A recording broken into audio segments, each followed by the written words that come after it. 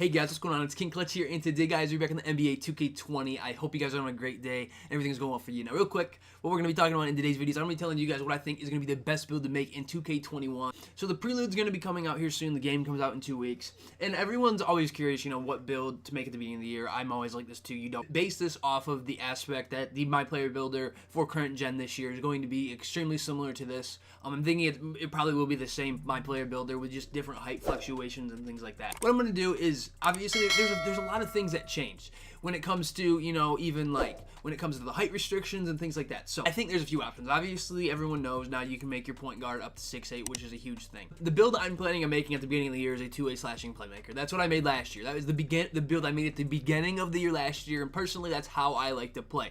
I like to play that. I like playing that way because it's like a Russell Westbrook type build. That's what he's my favorite player in the league. So I attribute it to, partially like that. That's why I like playing my 2K My Players like that. So everyone knows for this build, you're going to want to go with the defensive and the playmaking pie chart. You're going to assume that the Gatorade Turbo is coming back, that your Gym Rat badge is coming back, so you're going to get your +8. When you're looking at these pie charts for this build, there's no reason not to go speed and vertical. Because if you're going to grind this thing out, there's a difference of 1 speed, there's a difference of 3 excel, and there's a difference of a +12 in your vertical. So you might as well go with this. That way you can get 99 excel, speed, and vertical. So we're going to go with that. Now, when it comes to these attributes, the most common way to make this build is to go either 11, 10, 20, and 20, which is what most people seem to do. And I really feel like that is the best way to do this build. It's the best way to make this build. You upgrade this stuff here, and then you upgrade your perimeter D, your interior D, your steal. And now one thing you can do is throw these on interior D and defensive rebound. But if you don't want those on interior D, you could take these off and get your 20th badge. Now, the key thing, the reason I feel like the interior D for this year, especially for 2K21, is going to be extremely important is because if there is 6'8" Ben Simmons point guards running down the court, you're going to want that interior D. So this may need to be tweaked a little bit, just depending on how that all works out. So really, I don't know. I just you kind of need to see what the meta is, if people are making a lot of 6'8" guards and things like that. I'm just going to leave it like this for badge purposes, but this way we're getting 61 badges total. We're getting 11 finishing, 10 shooting, 20 playmaking, and 20 defensive badges. Now, Mike Wing said everything that like there's going to be paint presence this year, so that's why interior D could be extremely important. I just wanted to point that out because I know he did mention that, so that is one thing why the interior D could be important. And now, when it comes to these attributes, they said like, shooting's actually gonna, it's gonna actually matter. But in my opinion, they've said that multiple years. They've said that multiple times where your shooting stats actually help define how you shoot, and it doesn't seem to matter. So I'm just gonna play it like that, but truthfully, we don't know. We're not gonna know until we actually play the demo and play the game. So I'm going to leave it like this. This way, if the contact dunk animations are still the same threshold, we will still get those. So with this build, right now, we can do pretty much everything. And my thing is, this way, you are a great facilitator for your team. And this build can also play extremely good defense. Now, you can tweak this a little bit, like lower some of your post fade. If you want to leave this at like 8 shooting badges because there is no more quick draw, you could leave that there and then throw these, on your interior D to give yourself a little bit more interior D. You don't care about having those other 2 shooting badges. I'm just going to leave it like the body shape, again, this doesn't matter. I'll just go with compact, but again, this doesn't really matter at all. Now for the height. So right now, 2K20, the highest you can make a point guard is a 6'6" point guard. Now in 2K21, you'll be able to make this up to 6'8". Now my thing with this is, obviously this year, 6'5" is the meta height for point guards. When it comes down to these heights on these players, being able to bring the threshold for point guards up to 6'8" should change a few things. It should make small forwards relevant again. My thing is, you could make this build, really, what we should be able to do now is make this build at a small forward, make this build 6'8" to 6'10", and still be effective. Or what you could do is make this build a 6'6" guard, because if they're changing the thresholds, realistically, a 6'8" guard where the 6'4" guard is, and a 6'7" or a 6'6" point guard would be where the 6'5" guard is, because the cap is 6'6", if the caps are the same. So if you're putting this build at a 6'5" this year, which is the meta, you could either make this build at 6'5" or 6'6" or 6'7" for a point guard. I would say that's what you want to do. Obviously, this is just speculation because we don't know what the stats. That really does have a difference on, if you want to be able to make sure you can still get your contact dunks and things like that with this build. I could see this build ranging anywhere from 6'5" to 6'7". You could possibly make it 6'8", but we don't know how much that 6'8" height is going to affect your stats. It's just hard to know. So I would recommend anywhere between 6'5 and 6'7. This is just off speculation.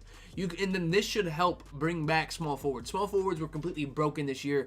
Me personally, I love playing with small forwards. I like it almost more than guards. And this year we really weren't able to make a decent small forward unless you're like a rebounding wing. They still had to be shorter. You know, you really had to make them less than 6'8", 6'7", or 6'8". You couldn't make a 6'9" or 6'10" small forward. We don't really know. And my only thing is, especially with making builds at the cap height for the position, it always seems to not work out. Like if you make a 7'3" center, they're usually not very good. So that's my thing about not going 6'8". I could see a 6'8" point guard if you almost go pure playmaking chart. That could be decent, but we don't know. We need to actually see those. So what I'm going to say is go probably 6'6" or 6'5". I'm just going to leave this at 6'5" because this is like the meta for this year. And it really shouldn't take us too long to find by just looking at the stats. You just pick the one that seems to be the most effective, because here on what you want to do, if you go any higher, it lowers your slashing stats. You don't want to do that, and it also lowers more of your shooting stats. And that inch of height is not worth it. It isn't worth the difference. You take hits in all of your speed and your vertical. For the weight, another thing with this weight is with Mike Wang and them saying weight's going to make an impact because it's going to help out interior D. May make an argument for having heavier players. So with this, I think really you could go 203, because if you go 203, you're not 203, 204, you kind of want to bump up your interior D, because if they actually have paint presence, you're going to want to be a little bit heavier, especially if you're a 6'5 or 6'6 point guard guarding a 6'8 point guard. You're going to want to be a little bit heavier so you can help stop. There's a lot of things you could do with this, and really we need to see how that works. I mean, we'll just need to see how much weight actually has an impact in the little bit of the demo we play. So kind of really, the demo is the best thing to do, is experiment with things before you make a final decision on what you want to do for the game. So really, the base here is 195, and 195 is a good option. You can go 194 too, 193 as well. I'm just going to leave this at 203, but again, there's a lot of things you can do that. I'm going to leave it here. Now, the wingspan is the one questionable part. I've seen people say, oh, minimize it, oh, maximize it, oh, leave it in the middle. Now, truthfully, my opinion, it seems like there is such a big difference when you have the minimum wingspan. Obviously, it helps you out offensively, but I feel like defensively, the animations you get between those three ranges, between the minimum wingspan, the median wingspan, and the maximum, there is such a big difference, because it seems like when you have a minimum wingspan, you do not get good steal animations, and if you even have interceptor on, you can't grab the ball. You'll just tip the ball, and the same thing seems when you have the wingspan that's in the middle. But when you have a bigger wingspan, it just seems to make a difference with the reach around animations and everything like that. By getting rid of quick draw, you maximizing your wingspan, that shouldn't matter, because if you give yourself the same amount of shooting badges you had, quick draw is gone. That's 2 to 3 to 4 spots depending on what level you use quick draw at that you can put somewhere else. So I'm gonna max this wingspan because that just helps you out defensively, and I feel like defense is gonna be very important if you want like a stopping point guard. Like if you want a defensive point guard that can play make, that can also slash at the rim, you're gonna want to max your wingspan, because if you're guarding 6'8 point guards, you're gonna want that bigger wingspan to be able to shadow them. So I'm gonna go with the max wingspan. Now for this takeover option, realistically, all three of these takeovers are good options, and it comes down to what you want to do. Slashing takeover, obviously, everyone knows this year was probably the best takeover, because it helps you, and it always does. It seems to help you out the most in the most broad range of categories for your player. It helps your shooting, it helps your athleticism, it helps your driving, obviously, and your speed.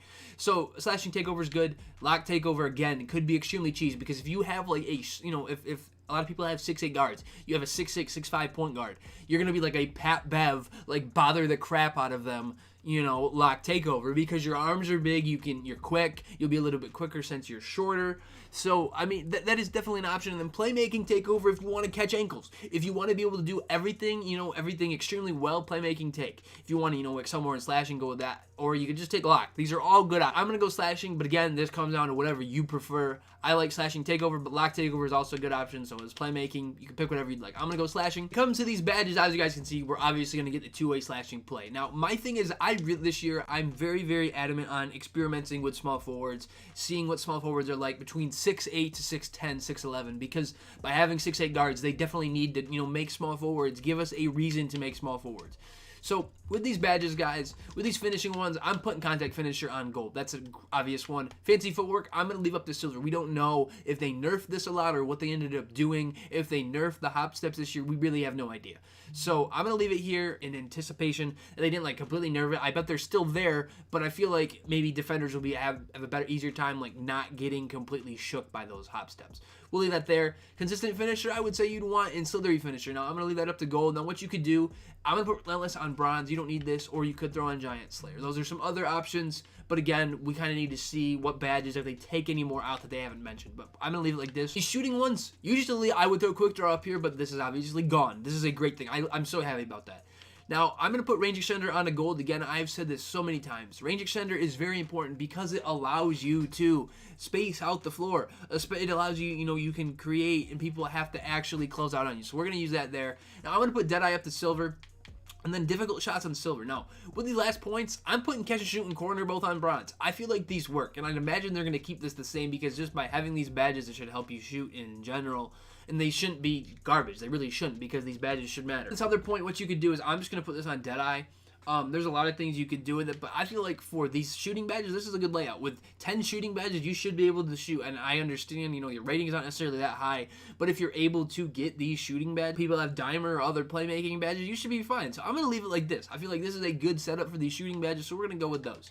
Now, when it comes to these playmaking badges with this build, if you're going to be the primary ball handler, the primary point guard, you're going to want floor general. Now, I'm going to leave it up to gold for now. Handles for days on Hall of Fame is a must if you're going to be your primary ball handler. Quick first step as well. Now, bailout, I'm going to leave on bronze just because the way bailout works is it works perfectly fine on bronze. If it's as broken as it was this year and you can use it, you might as well leave it there. And you don't need it any higher. So we can leave that there. Now with these last ones, I'm going to put tight handles on silver and unpluckable both on silver. And again, you can leave that on bronze. You can throw stop and go up here. Now I feel like we need space creator as well. Now what you can do is just lower some of these. You can take stop and go off, throw a space creator up the Hall of Fame, and then floor general up the Hall of Fame. Again, these are just kind of ideas of what I like to run for these badges, and these are probably what I'm going to experiment with. These are badges I like. These are ones that I found success with. So I'm going to use these. And really, we need to see like what the level for bailout is, how handles for days works, things like that. If things have changed over the year. With those, I would say go with those. Now, when it comes to these defensive badges, Intimidator on Hall of Fame is a must. Clamps on Hall of Fame is a must. I'm going to put Interceptor here on bronze just so we have it. Pick Dodger and Pickpocket both on bronze. Just so we at least have those. I feel like you should at least put them there. Now, I'm putting Chase on Artist on bronze. You can throw this up to silver. I feel like Chase on Artist, you need it to get those animations you're going to want. A Rim Protector is a great badge to use because it gives you block animations. Block animations are extremely important. And now box again so you get animations. And again, you don't need this, but this should help you get those box out animations, so you might as well try it. Now, Rebound Chaser again, so you're able to get rebounds. Rebound Chaser even has a difference if you use it on guard. You're able to get a little bit more rebounds. Now with these last two, I'm going to put this on Pogo Stick. Pogo Stick's again OP this year. You're going to want to try it. Now, again, you don't need to use all these. You can switch them around. If you don't feel like Pick Dodge or Pickpocket work, throw these on Interceptor. Hire that up. And that's my big thing with having those longer arms. By having long arms and Interceptor, it shouldn't matter what level the Interceptor badge is at. Obviously, the higher, the more successfully you'll be able to do it. But really, play the passing lanes and you got those long arms, steal for the ball. You should be fine. These are just kind of my ideas of what I feel like might be overpowered. Now, realistically, I'm going to look into this build, this two-way slashing play anywhere from 6'5" to 6'7" height. I might go up to 6'8" just to see what it looks like. And then, do a small forward that's, 6'8" to 6'11". Just experiment with it because that's the big thing you got to do with the prelude. I don't like to make a final decision right then and there. I like to mess around with it a little bit. I want to look at the rosters on the actual game. That is a huge thing to do. Look at the best players in the league sitting at build-wise, what their names are for their builds. Like, that's what LeBron's listed as, a two-way slashing play. That's what Michael Jordan was. See if those names change. Just see what the names are. I feel like two-way builds are extremely important, and really, they're my favorite builds to play because then you can do your jack of all trades. You can do a little bit of everything, guys. So I'm getting really, really excited for this 2K21 prelude coming out here soon. We'll see it. I'm trying to get a video out to you guys as quick as I possibly can on Monday. Tell me what you guys think you're going to do first build for 2K21 this year, guys. But anyways, it's been King Clutch here. Hopefully you guys enjoyed the video. Anyways, have a great rest of your day and peace out, guys. Thanks.